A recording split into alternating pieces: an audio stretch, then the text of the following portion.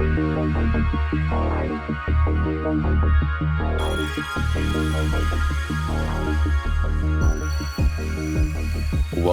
to the EchoCast. I am Bon. Let's talk about video games. This week we'll be talking about E3 returning. Summer Games Fest wants you to know they're returning as well. Mass Effect news. I have a big announcement about an interview coming up. You have to listen to the whole show though. Get the details. And much, much more. A few things before we get into the show. Please subscribe to the podcast on your platform of choice. And if you're on Spotify or iTunes, please stop just for one moment and rate the podcast right now. Give me them stars. It helps me get noticed. Thank you. If you're checking this out on YouTube, or if you also have a YouTube, if you watch on there, other things, please subscribe to my channel, Bon Diesel, like this video, and hit the bell icon in order to be notified of future videos. Last, please join the show's Discord by clicking on the link in the description of the podcast or the video. It's where we can talk about the podcast, things I bring up, my takes on it, and your takes. Let's talk about Division. Let's talk about Mass Effect. Let's talk about sports, whatever. We have a nice little community there. Come over, be a part of it. Gaming news, let's get into it. So, a pretty packed slate this week. Just to warn you. First, E3 returns in 2023 as an in-person and streaming event. It was announced this week by a bunch of platforms. E3 confirmed it as well. That they are coming back. They said they were going to do this when they pulled out this year and took a year off. They said they were coming back, and they are. The biggest piece of this news is that the company who's going to be actually putting on the show, because you have to keep in mind, the ESA is who puts on E3 or who pays for it. They are essentially a lobby group for video games. And their supposedly the whole reason for them to exist is to advocate for video games and developers and publishers and blah, blah, blah. So E3 originally, the idea was to get publishers connected with developers and to get retail stores to see what's out there to put on their shelves. That isn't what it was in more recent years. It's become more of a fan showcase and things like that. But the big news is that the person putting on the show now is going to be Reed Pop, who does the PAX shows, New York Comic Con, and literally a ton of other events. This is, in my opinion, probably a really good thing. I want E3 back. I think E3, it's just kind of it's like the aura around it. It's the history. Even this year, if you paid attention to any commentators during the E3 week, well, I just did it. Even though it was Summer Game Fest, even though it was a bunch of individuals doing their own shows, publishers and such, people were still calling it E3 week, or more jokingly calling it like not E3 week or Key 3 week as a play on Jeff Keighley. And like it or not, whether you like E3 or not, whether you think it's outdated or, the ESA should be buried for what they did with like revealing everyone's private information a couple years ago, E3 still has a significance to people, even if it's just in their head. And I think by bringing in a company who not only, knows what they're doing, who is new, but who puts on some of the best shows, gaming or otherwise, in the world, it's a good way to do it. Now, there has been a lot of talk of like, okay, well, this E3 is going to be a lot more like PAX, so it might be more like consumer focused and less dev focused and stuff like that. I wouldn't be so sure. I suspect that this Reed Pop and the ESA are going to work together to try to do something that still pleases consumers, still sells tickets because that's how they're going to pay for it, make money, but also tries to cater again to the media and the publishers and the devs. I'm really hoping they do something like it'll be like a 5-day event. 2 days will be media, or, business only, right? And then they'll do like 3 days of a consumer event. So they're because I've seen a whole bunch of podcasters and commentators in the game space saying like, they miss that opportunity, what you would get, because you have to remember, like, E3 for a lot of these people is a chance to see a bunch of their friends, who are developers and in the publishing, and all that, and to get to meet new people and become, have new friends and meet people from other media outlets and make those connections, and podcasts, meet people from other podcasts and do their things together. Because if you want me to be totally honest, I went to E3 in 2018. I thought it kind of sucked. I really appreciate Ubisoft for sending me to it. I got to see Division 2 revealed. I got to meet a bunch of Division 2 devs and a bunch of other devs for other games. It was a great experience, but the actual show floor, for at least me, was a nightmare. Was a complete nightmare. Just too many people waiting in line for hours and hours to play a game for 10 or 15 minutes. I just didn't think seemed like it was worth it. And even myself, I had like an Ubisoft pass. So on Ubisoft games, I could kind of jump to the front of the line. I was still waiting forever. I only got to play the Division 2 demo like once or twice, I think, maybe. So, but I think this is a good thing. I don't think Summer Game Fest really has it. I appreciate what Jeff Keighley's trying to do. I appreciate there's a lot of people who see him as kind of like the antithesis of the ESA or whatever. But I'm just going to be straight up. Like, Jeff, like, if he could take himself out of it and just put on the best game show he possibly can and not do so many things that are like obviously stroking his own ego, then I think we would have a situation where, like, E3 really, could be significantly destroyed by Summer Game Fest. But I really think that Jeff really enjoys the part of it where he gets to kind of put himself out there, and that's fine. He does a lot of work. He does a lot to make these things happen, but he just can't seem to completely separate himself from it. And I think that really holds the show back at the end of the day. And it leads to weird things. And I think he has some pretty obvious biases, which is fine. He's human. He's allowed to do that.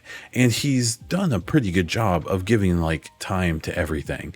But it's kind of hard not to notice that he's definitely got like some biases, which as a human is okay, but you've got to at least make a significant effort to like remove that from what he does. So I think E3 returning is great. I really hope that ReedPop figures out a way to make it new and unique, but still call back to what E3 is, at least in people's heads. I think the competition is pretty sorely needed. I think that this year's Summer Game Fest was probably held back by just not a lot of games coming out because of delays and such. I also think it was too long. It felt really drawn out.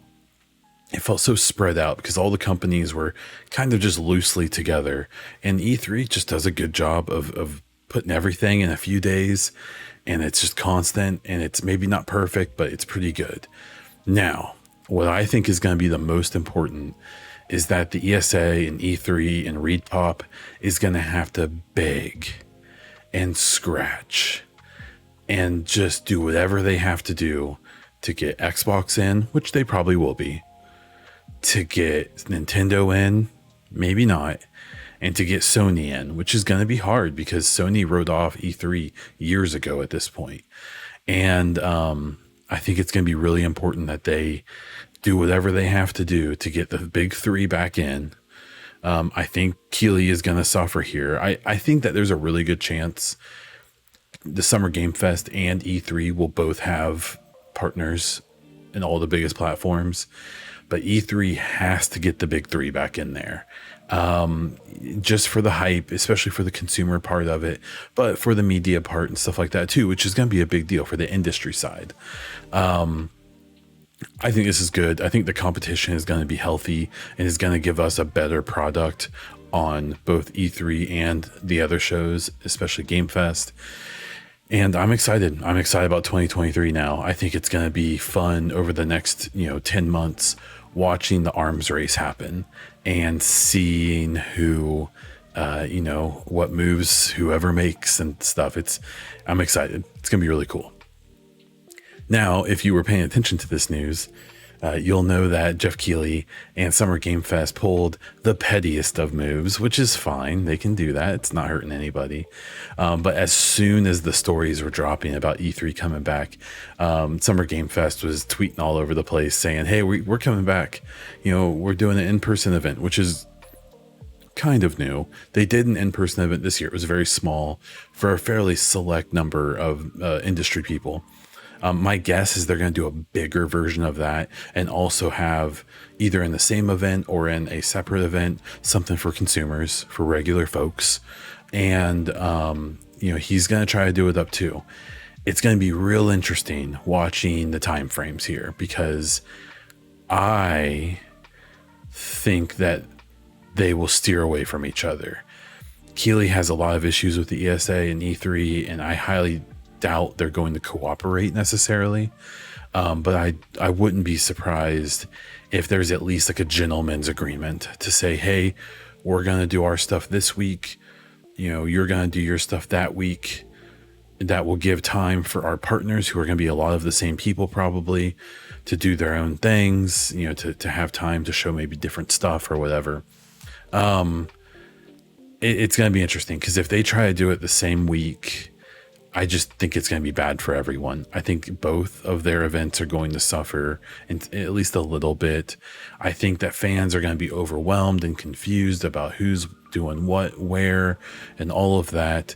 And so, but I really appreciated the pettiness of the way that the Summer Game Fest 2023 was announced, because it was very reactionary. It was a very, Keighley might have had that tweet or those tweets in his saved box, and he probably knew, I'm sure through the grapevine, was hearing that E3 was going to announce something fairly soon, and as soon as they did, he just opened it up and hit that send button, which, it's a business. They are in competition.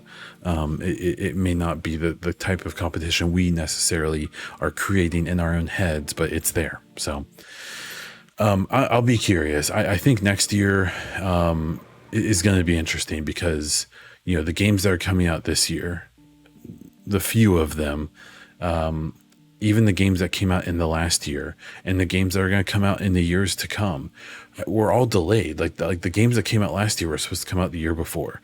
Same with this year. Same with next year. There's going to be a ton of games next year that were supposed to come out this year. And there is kind of this log jam, I think, happening where, COVID and everything obviously did cause issues. But now I think we're going to have this weird situation where you're going to see companies probably holding games back,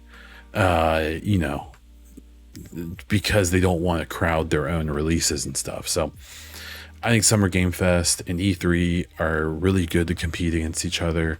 I think it's only going to make things better. I think E3 has a lot to prove, but I think it has a lot of people rooting for it, even if you may not notice it in the greater industry, because a lot of the loudest people hate E3. But I think there's a lot of people, including myself, who want E3 to return to something. And I think Keighley needs to be able to step back and not make his show about him. And he can be an even more legitimate competitor to what E3 is going to try to be. So we'll have to wait and see. The next story, as we know, I find a reason to talk about Mass Effect and the Division every week, and luckily this week there's reasons to talk about them both. I'm going to start with Mass Effect, which, if you're watching the video, you can see the lovely background image behind me is a concept art for a screenshot from the trailer of the next game. So it was so there was talk, BioWare and there were some articles about Mary DeMarley. I'm sure I'm still not saying it right, from Eidos Montreal, leaving her job of almost 15 years there, and joining BioWare. And so myself and a bunch of other people, wrote video or did videos, wrote articles and stuff, being like, oh, she's probably going to help out with like Dragon Age, wrapping that up, and maybe on the next Mass Effect. I predicted in my video that you can check out on my YouTube, that she was going to be on Mass Effect. And my main reason behind that is, she was the narrative director at Eidos Montreal on the most recently on Guardians of the Galaxy, which won Narrative of the Year in 2021, as well as the last two Deus Ex games, which are not perfect games. I never played them, but it seems like the reception of them, especially from a narrative point of view, is extremely good. And so then within a day or two, Mike Gamble, who's the lead on the next Mass Effect game, announced very specifically Mary DeMarley is joining BioWare and is going to be the narrative lead on the next Mass Effect. That is huge. That's a big deal. It's a big deal for a few reasons. It's a big deal because it means things are moving forward. It's a big deal because she is legendary for her work, both in the games I've mentioned, as well as, 15 years of narrative work on many legendary games, many games like in the Myst series way back in the day. She's also, done stuff in film and TV as well. She's a legend, right? And so this is a big deal. And one of the big things I've been pointing out that's also a big deal about her joining is she didn't have to. You aren't talking about some, inexperienced, early in their career writer who's going to take any job that comes up, because there's a lot of talk and there's a lot of faux concern about like, oh, I don't know if BioWare is as good as they used to be. And they probably aren't, but whether they are or aren't, they're different. And that's fine, because games are different now than they were in the heyday of BioWare. So they probably have to be different. But a big point I've been making and why her joining them is so exciting for me, beyond the fact that I loved Guardians of the Galaxy, really enjoyed its narrative. Its gameplay is fine, but its narrative is pristine. And the characters are great. The dialogue is great. I'm very excited.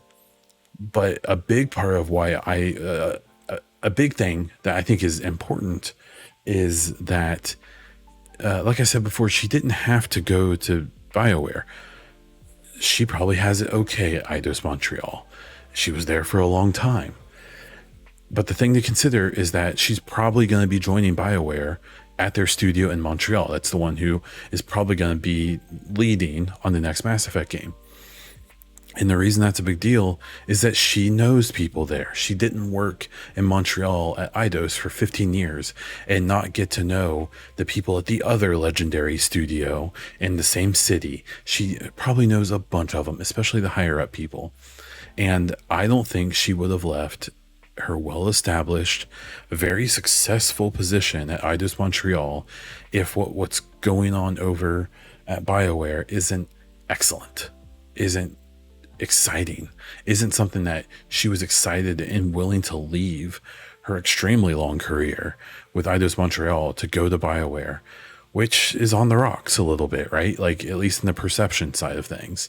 And so her vote of confidence to leave Eidos Montreal, where she just won Narrative of the Year, to go to work on this project, makes me so excited.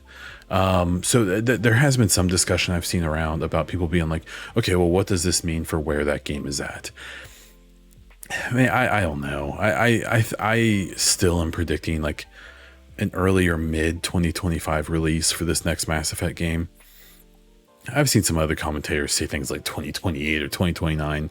I mean, that's literally talking about like the end of this generation of consoles. I don't think that's the case. I suspect that they are deep into prototyping and concept work within pre-production, stuff like that. And I still pretty fully believe that when Dragon Age releases, probably next year, Dreadwolf, they'll be moving the vast majority of their teams over to the next Mass Effect game to begin urgent work on the next Mass Effect in production. and I suspect that'll take about 2 years of like full-time hundreds of people working on it. Assuming there aren't setbacks like having entire like game shifts and changes the way that happened with Dreadwolf that's caused it to be delayed, or not even delayed really, but just to take longer, because you can't delay that which does not have a release date, right? So I'm really excited about this. I think this is really cool. Her joining up is just so exciting. I just, both from a perspective of her, the fact that things are moving along, and at least in my opinion, things must be pretty damn good there, and there must be something really interesting to get involved with there if she's willing to join. It is worth mentioning before I move on to the next story. There is a Mass Effect 3 Easter egg in Guardians of the Galaxy. If you've played that game, you'll remember there's a whole section of the game. One of the levels is basically diving into Drax's mind to try to release him from this control. And there's a point in his mission where a little boy awkwardly runs back and forth across your screen at various parts of the mission. I don't think anyone ever mentions it, but it's the exact same animation as the little boy in Shepard's dreams during the PTSD dreams in Mass Effect 3. It's the exact same running animation. The boy looks the same. If you don't believe me, I have a clip of it somewhere. I can post it on my Discord or something. But so she, at least I assume, was a part of that. So she had Mass Effect on the mind. And if you play that Guardians game, it has lots of Mass Effect vibes, even just in the smallest ways. So very exciting. Some other really exciting stuff, especially for a lot of the people who probably listen to this podcast at this point, is we have multiple bits of Division news. So the main one, or I guess not main, but a big one, was they released the roadmap. Now, I will point out that the roadmap, in my opinion, was a little sparse, but it was a roadmap nonetheless. And it had some interesting information, especially with stuff that came out afterwards. So the big thing was with Division 2, it announced we knew it was coming, but a season 10 and 11. Now this was interesting because I suspect there's only going to be 3 seasons in this year 4 of content. I think it would have mentioned season 12. And so my assumption is that season 11 is going to last until like March, or is going to be the last bit of content until March of 2023. But we'll talk about that in a minute. So season 10 is looking to happen, around in August, and is going to have a new manhunt and like some new mission difficulties for different missions and things like that. Not the craziest thing in the world, but still, will be significant in its own way. Season 11, I believe, is slated for December of 2022, and mentions a new game mode as well as a new manhunt. The new game mode, we know nothing. We have no idea what that means. We have no idea what it will entail. But something's coming, and I'll be really curious. I still ended up being pretty underwhelmed by Countdown. I haven't played it in weeks. But I still liked it. It was fine. It's just, I had a feeling, at least for me, it wouldn't have legs, and that came true. So it's all good. No harm, no foul. But I will be curious to see what this next mode will be. Probably the biggest news was when all of this got put out there, Yannick just kind of offhandedly said, oh, and by the way, because of you all playing this game and participating in year 4 and in this season 9 and stuff, a year 5 has been confirmed, which is super cool. That's very good. That's great. If you pay attention to Massive right now, they are hiring pretty heavily, both obviously for Star Wars, for Avatar, but they're putting up like big positions for Division 2. And so before they announced year 5, I thought that they were going to maybe start working on Division 3 after year 4 was over. My guess now is that they're going to bring on a bunch of new staff, make what would amount to essentially a third main team at Massive. So you have Avatar, Star Wars, and then this new team. You also have to keep in mind they are working on a AA game as well. They also are the ones who I think are still in charge of Ubisoft Connect. That may not be true anymore, but it was recently. And they're the main studio that's in charge of Frostbite, which Ubisoft is starting to now use in all of their studios, or at least experimenting with that. And that's going to end up being a big deal, to the point where they may make that its own studio. If they're going to try to have one engine for all their games, they'll have to, I think, expand that off. But this is cool. So year 5, my guess is that they're going to use this time for year 4 and year 5 to really build this team up, and probably then begin work on Division 3 of some type. More than likely, by the time that all happens, Star Wars will be completed or getting to that point, and they very well could be building a team for Division that can do pre-production on the next game. And then when they finish Star Wars, who is most of the Division 2 devs, they can come back and do all of the heavy lifting to make a Division 3. That's my prediction. We'll have to wait and see if that plays out. The other big Division news was the Division Resurgence. It's a mobile game that was announced.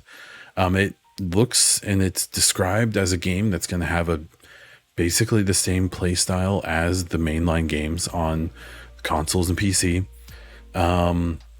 It's going to have missions. It's going to have solo play. It's going to have co-op. It's going to be, I believe they said, free to play. And yeah, we don't know a whole lot more than that. They are doing alpha testing soon on Android and Apple. That kind of brings up a topic to me that, like, I really feel like a lot of companies, and I think especially Ubisoft, really needs to get away from doing this alpha beta thing all the time. I understand like, let's be straight up, like, betas at this point are being used as just like demos, right?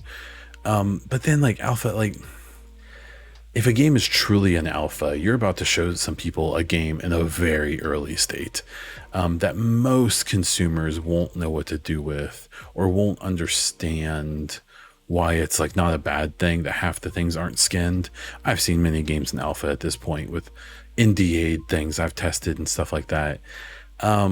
So I feel like Ubisoft is one of the worst offenders of doing this, like, get in on the alpha, when it's really like a late beta test, but they just call it an alpha because they want to give themselves time where there's no expectation for them to release the game. But I don't know. I'm kind of annoyed by that. I don't like mobile games. I doubt this will be my thing.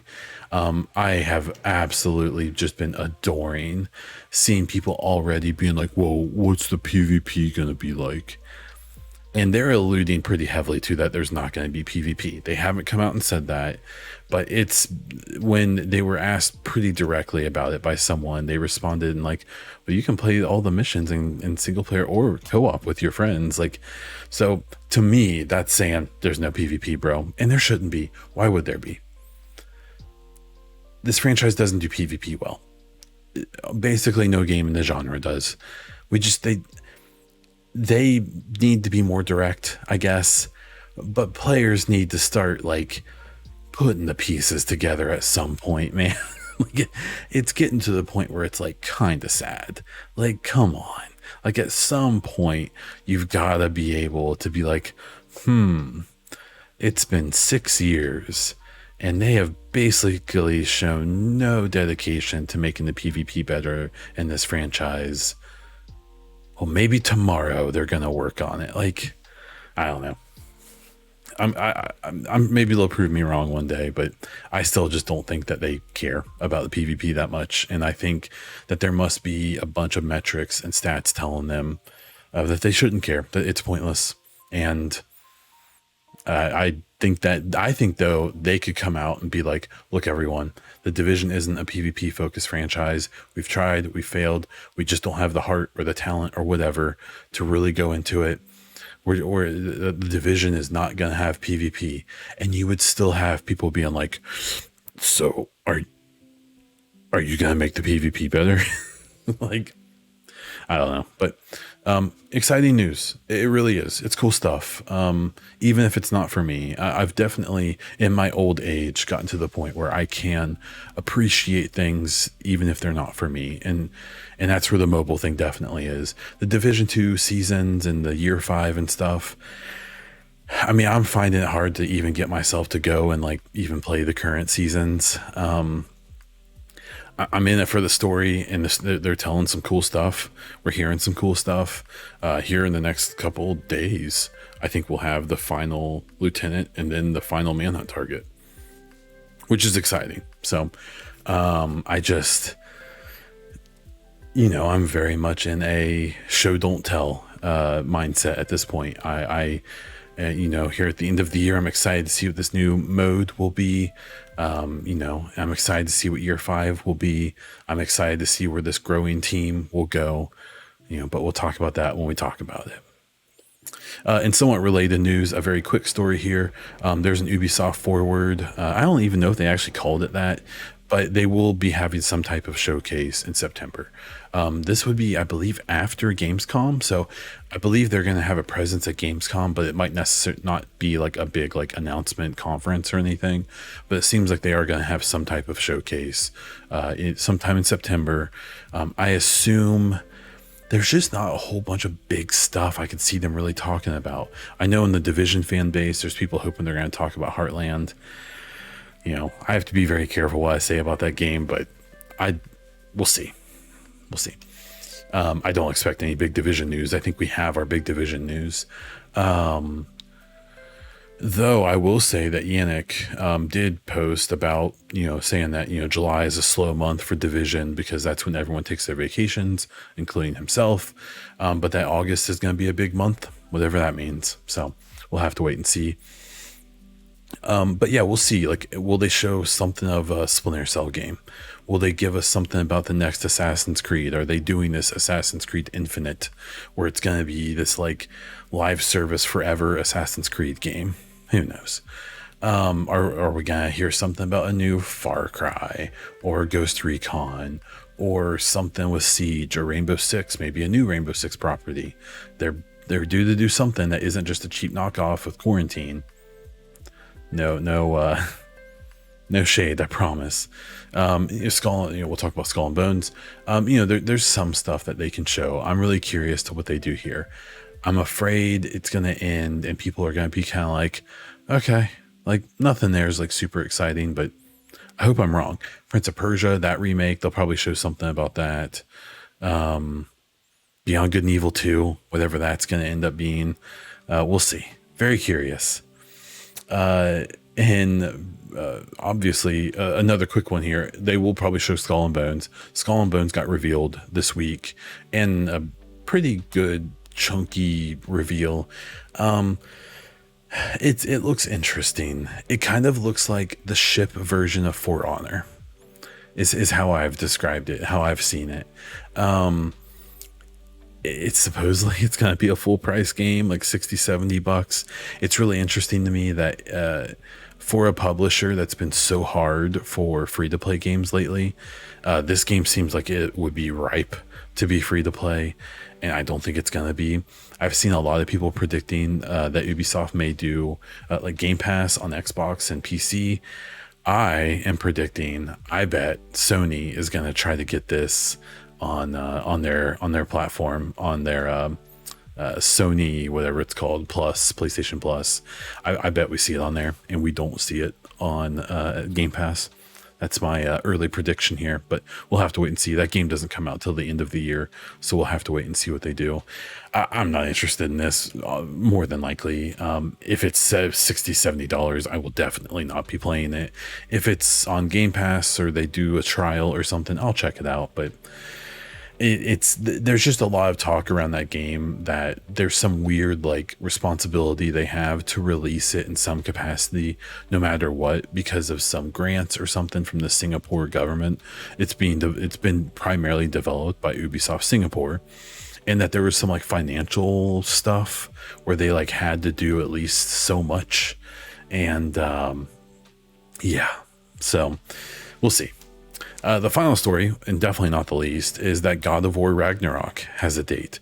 So after months and months and months and delays, and rumors of another delay, possibly pushing it to 2023, Cory Barlog can finally get maybe a little bit of relief from his Twitter account mentions, and they will be releasing God of War Ragnarok, the sequel to the 2018 kind of reimagining of God of War. The Ragnarok will be coming on the 9th of November this year. Definitely interesting if that was always the plan. Because if Starfield hadn't been delayed, it would have been coming out 2 days later, and that would have been interesting, but that's obviously not happening now. Yeah, I don't care. Like the God of War game. So with Sony games, I'm an Xbox guy, but I still really like a lot of the stories in Sony games. So what will happen with me, I've done it with basically every big Sony exclusive, is I'll watch playthroughs, or I will at least watch like cinematic compilations so I can get the story. I love that with The Last of Us and The Last of Us 2. Absolutely enamored by those games. Zero desire to play them, but still really interested in the characters and the stories and so on. Same with like the Uncharted games and stuff like that. Like I'm interested in them, including God of War. The story of God of War 2018 is really cool. It's great. You know, it's a cool reimagining of that character compared to the more arcadey, less serious one that we saw in the previous games that were very different games, right? I will say though, every bit of gameplay I've seen of that game just does not look fun. Like it's a real tight, like third person angle where you're like, you can't see anything in the movement and the fighting. Just maybe I need to buy it on PC because I never did, to maybe, you know, prove myself wrong. But I don't know. I kind of like the old school God of War, if I have to be totally honest. I don't have any interest in this like over the shoulder Kratos. I want, you know, third person, you know, cinematic angle Kratos, but I'm just old as well. So my thing with this game is I think it's very much going to be kind of like a better Forbidden West, where like Forbidden West is really liked with the Horizon Zero Dawn. And it seems like in most ways is thought of as a better game than the first one, but it still just kind of like took the first one and was like a really big, really good DLC, but it didn't really like jump this franchise forward 100 miles. It just kind of was the next step.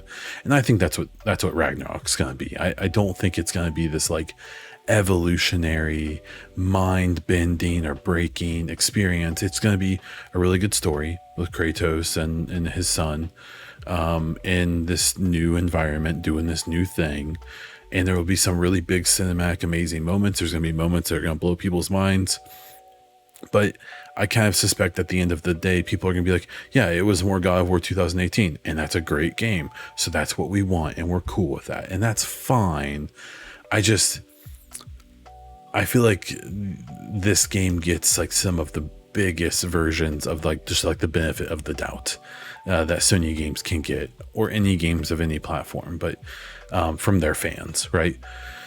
But hey, it's a big deal. One funny little tidbit side part of this story that I thought was interesting is the game Forspoken that's been delayed multiple times. I think it looks like a generic trash fire. I think it looks awful.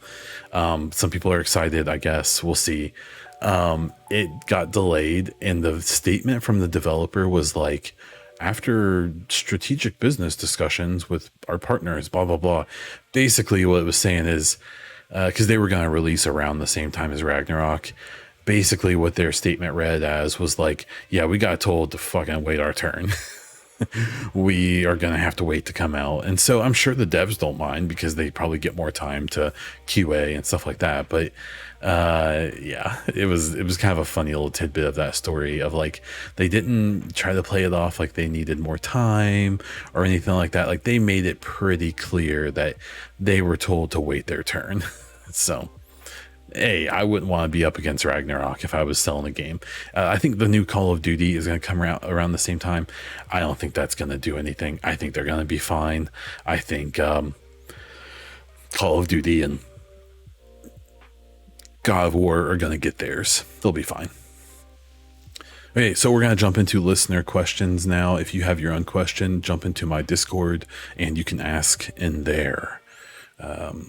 Raud Grani had 2 questions here. Your opinion on Skull and Bones. I think I've already kind of given that. What do you think of the proximity to God of War? I don't think anything of it. I think that Skull and Bones is going to be such a pebble in the lake ripple compared to the absolute, freighter being dropped into the lake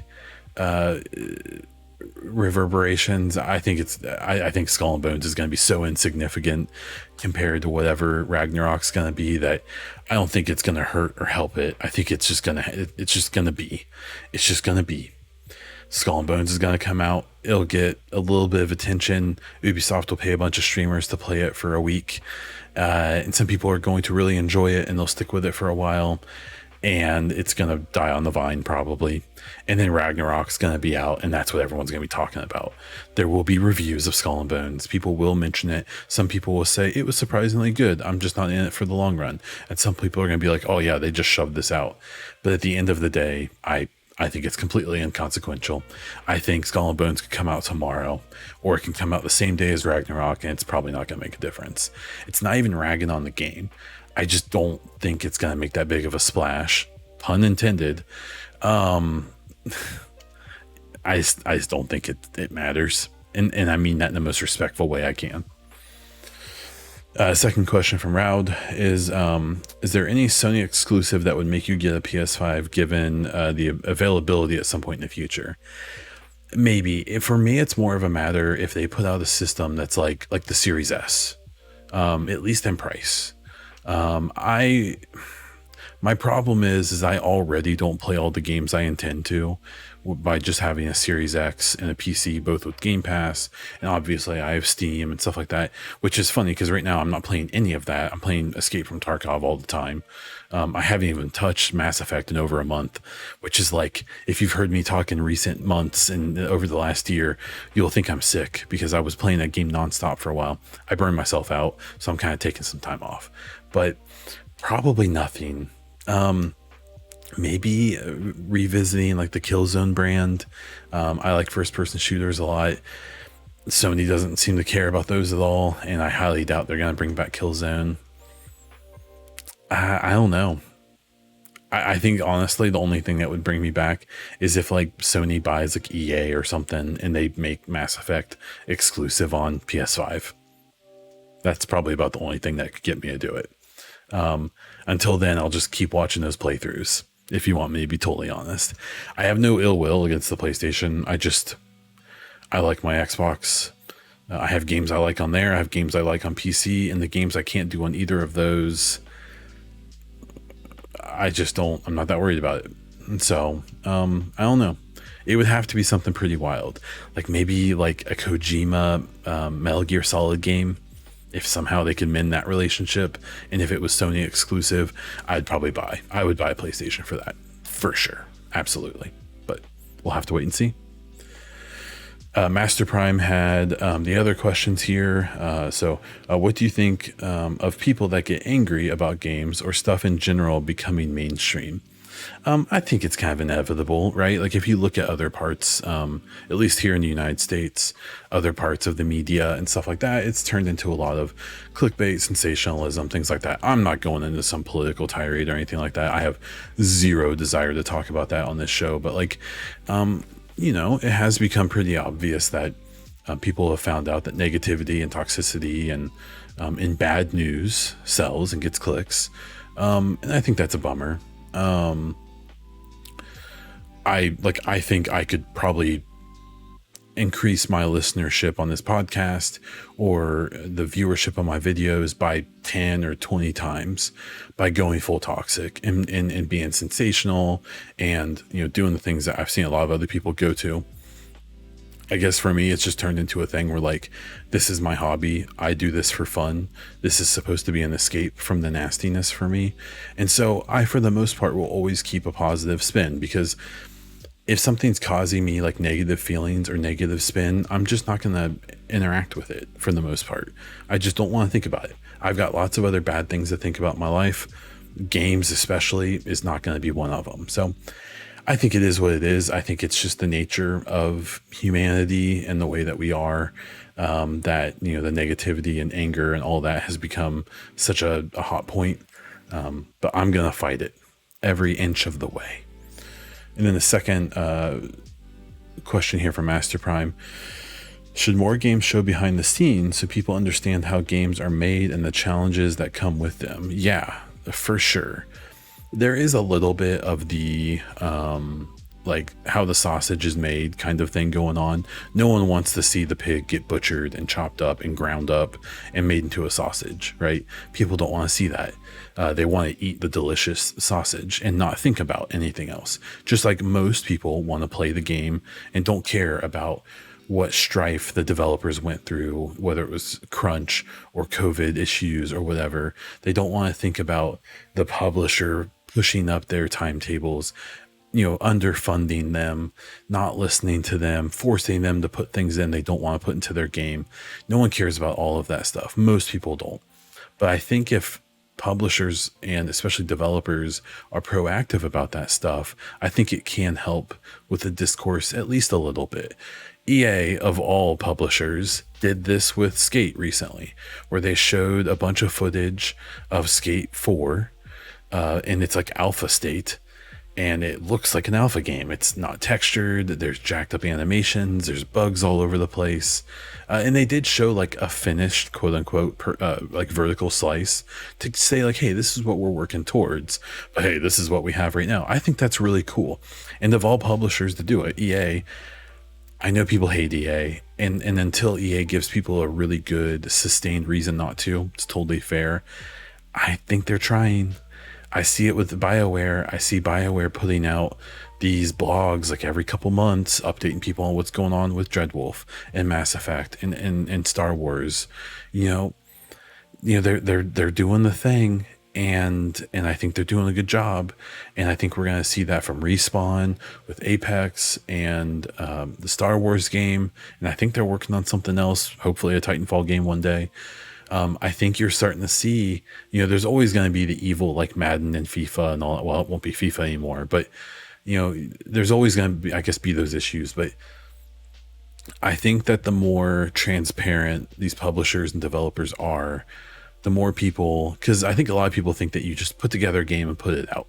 And I've said it 100 times. It's a miracle that any game has, it's a miracle that bad games even get released. Just, if you ever get to talk to devs, especially in AAA studios, but really anyone, about how wild this shit is, or if you ever get to see a game in like alpha or like even pre-alpha builds, which I have, like you realize that like most games look and play like shit until like the last 3 months. And then it like kind of all cascades together, hopefully.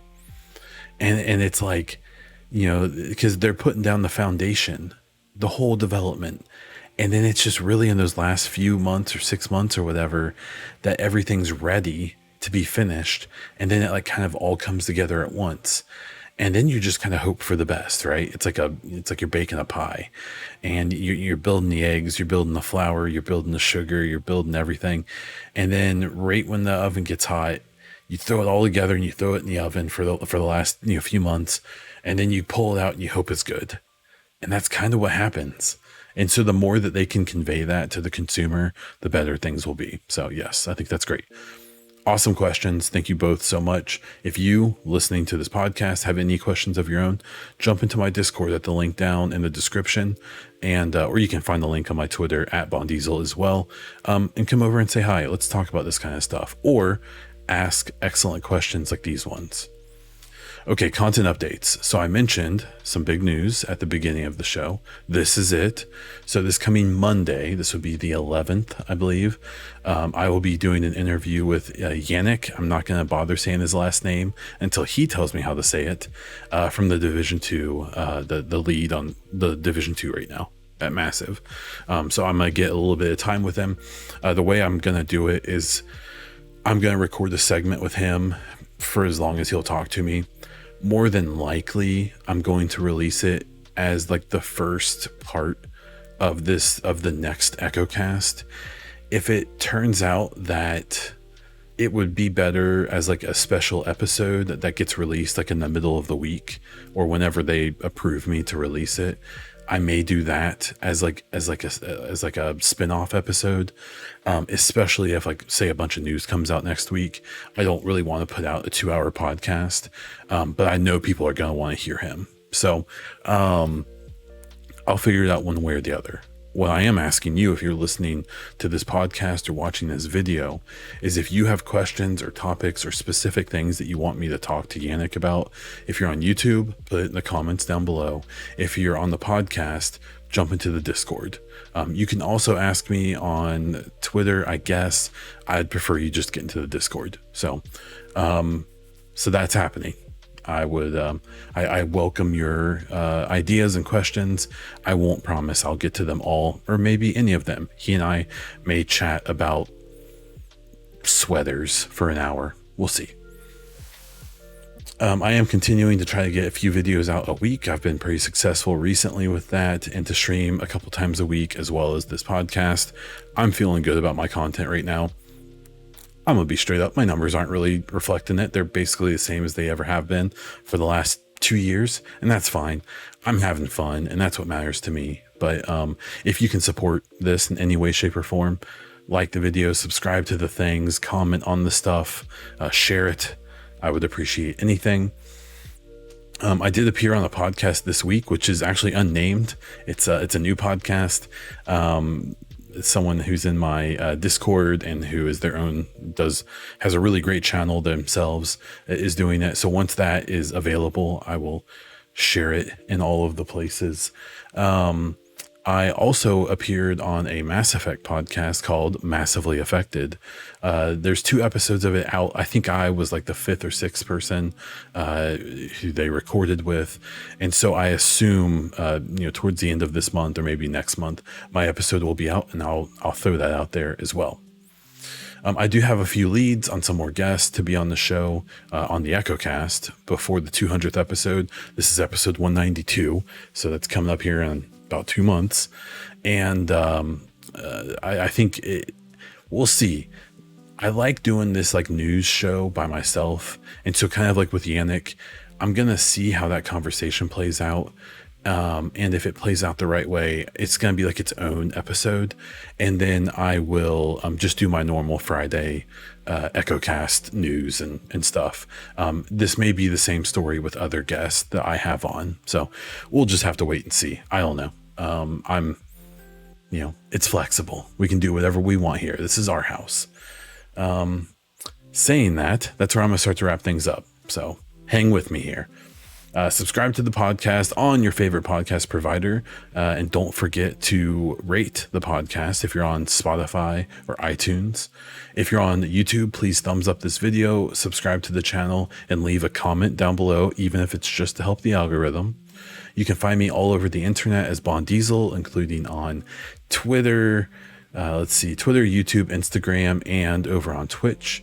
You can check out my EchoCast and Bond Diesel merch at the Streamlabs merch store. The link is down in the description. And that's all I have. So until next time.